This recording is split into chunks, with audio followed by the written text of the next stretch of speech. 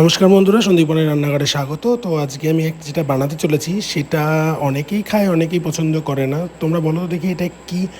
হ্যাঁ, এটা হচ্ছে অনেকে বলে খারকোল, অনেকে বলে ঘ্যাটকোল। তো নর্মালি সেটা বাটা তোমার মুখে যখন অরুচি থাকবে এটা বেটে খেতে পারো। বাজারে পাওয়া যায়, খুব সুন্দর লাগে খেতে। তো প্রথমে পাতাগুলোকে এরকম ডাঁটি থেকে ছাড়িয়ে নিয়েছি, নিয়ে তার মধ্যে কাঁচা লঙ্কা, রসুন, কালো জিরে দিয়ে আমি কিছুক্ষণের জন্য এটাকে মানে জলটাকে শুকাতে দেবো বা রসটাকে শুকাতে দেবো, মানে পুরো শুকনো শুকনো করে ফেলবো। তো সেই জন্য আমি কড়াইতে দিয়ে দিয়েছি। তো দেখো, এরপরে কিছুক্ষণ নাড়াচাড়া দিয়ে ভালো করে আমি শুকিয়ে নেব জিনিসটাকে, যেন বেশ একটুখানি ভাজা ভাজা পোড়া পোড়া হয়ে যায়। এরপরে ওটাকে ঠান্ডা করতে দেবো, কেননা শিলে বাটলেও টেস্ট হয়। আমার তো কাছে শিল নেই, তাই আমি মিক্সিতে বাটবো। সেই জন্য নর্মালি আমার ঠান্ডা হয়ে যাওয়ার পরে, কারণ মিক্সিতে গরম বাটা যাবে না, সেই জন্য আমি ঠান্ডা হয়ে যাওয়ার পরে মিক্সিতে বেটে নিয়েছি। তো পুরো মিহি পেস্ট করতে লাগবে, মিক্সিতে দুবার তিনবার চালালেই পুরো মিহি পেস্ট হয়ে যায়। তো দেখো পুরো মিহি পেস্ট হয়ে গেছে।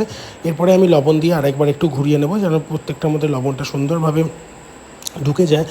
তো আমার পেস্ট করা সব কমপ্লিট। এবার কড়াইতে সর্ষের তেল দিয়ে, যেমন জমি করবে সেই পরিমাণ সর্ষের তেল দিয়ে, আমার একটু বেশি হয়ে গেছিলো তেলটা, যাই হোক। তো দিয়ে ভালো করে ওই বাটাটা দিয়ে এবার নাড়াতে হবে, যতক্ষণ না পুরো একদম মানে ভাজা ভাজা টাইপ হয়ে আসবে ততক্ষণ পর্যন্ত নাড়াতে হবে। তো দেখো আমি তেমনভাবেই নাড়াচ্ছি পুরো ভাজা ভাজা হয়ে আসা পর্যন্ত। এবার এক হাতে ক্যামেরা আর এক হাতে নাড়ানোটা পসিবল হচ্ছিল না, তাই জন্য আমি পুরোটা তোমাদের দেখাতে পারিনি, কিছুটা ক্লিপিংস নিয়ে নিয়ে দেখিয়েছি। তো ভাজা প্রায় কমপ্লিট। তো পুরো শুকিয়ে গেছে, পুরো শুকিয়ে একটা বেশ মানে সুন্দর মাখো মাখো একটা ভাব চলে আসবে। সেই পর্যন্ত নাড়াতে হবে পুরো ভাজা পর্যন্ত, যেন একটুখানি রস বা জল টাইপ না থাকে, তাহলে খেতে একটু ভালো লাগে না। তো দেখো পুরো শুকিয়ে গেছে যখন, পুরো একটা বেশ মানে সুন্দর কড়াই থেকে ছেড়ে দিচ্ছে এটা। তো আমার পুরো কমপ্লিট। এবার আমি সুন্দর করে প্লেটে নিয়ে আমি একটা কাঁচা লঙ্কা দিয়ে আমি একটু গার্নিশিং করে দেখিয়েছিলাম তোমাদের দেখাবার জন্য। তো ঠিক এইভাবে তোমরা করে খেতে পারো, জ্বর হলে বা মুখে ঠান্ডা লাগলে বা মুখে ঠিক খেতে রুচি নেই, তো এটা খেতে অসাধারণ। মানে আমি এখন তোমাদের ভয়েস দিচ্ছি, রিয়েলি আমার জিভে জল চলে আসছে। মানে আমার তো খুব পছন্দের একটা খাবার, আমি এই দিয়েই পুরো ভাতটা খেয়ে নেবো।